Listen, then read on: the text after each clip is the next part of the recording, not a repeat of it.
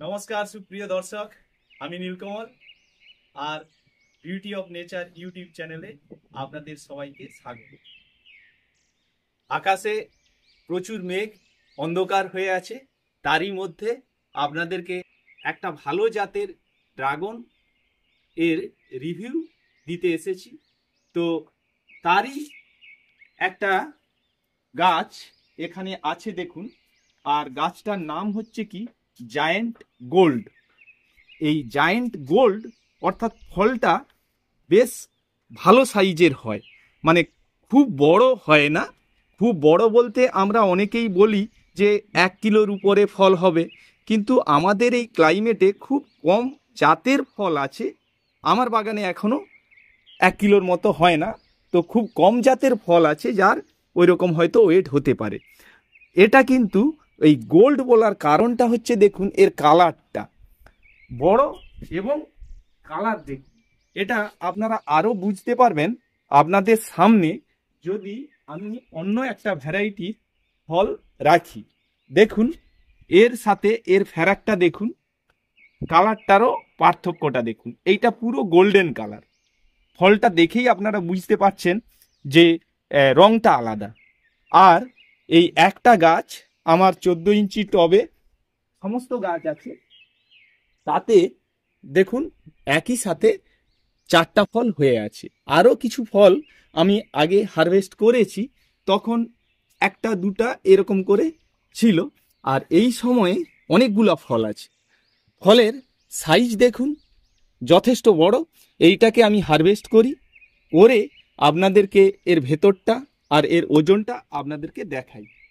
এই ফলগুলো আমি হারভেস্ট করি, করে এর ওজন আর এর রিভিউ, টেস্ট রিভিউ আমি দেওয়ার চেষ্টা করি।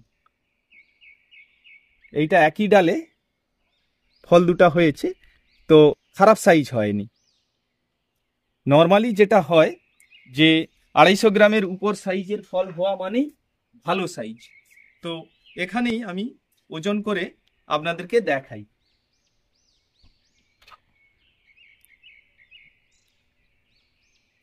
এটা হচ্ছে 0, এই ফলটা তুললাম, এর ওজন হচ্ছে 263 গ্রাম।